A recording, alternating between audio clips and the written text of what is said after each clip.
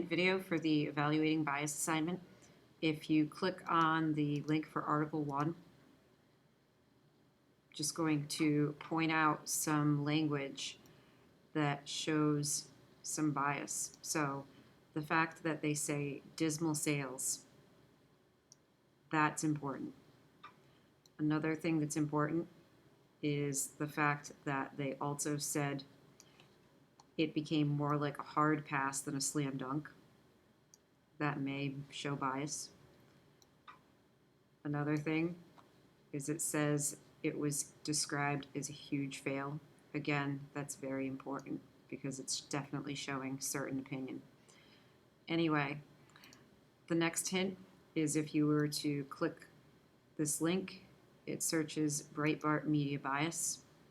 If you were to click on the first link, you're going to see that they rated it as right, which that doesn't mean correct. Instead, what that means is it means that they typically are leaning right, meaning that they are very much Republican.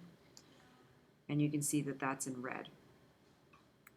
If you were to click the second link, it says it's a questionable source.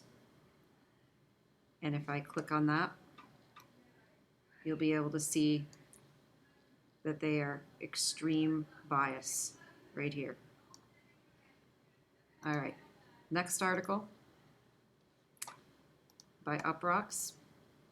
Going to point out right here, Disney fans who are mad.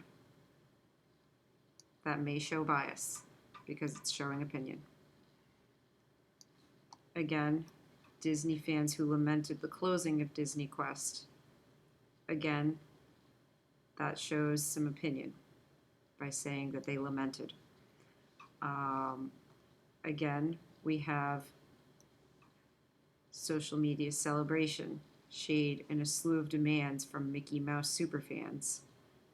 That might show opinion. However, some other stuff might not show opinion, such as Disney said it doesn't currently have plans for what will replace the NBA experience. So keep that in mind. All right. Next, we're going to search Uproxx media bias by clicking on that link. And if we click on the first link and we scroll down, we see it's not quite extreme, but it's close to extreme.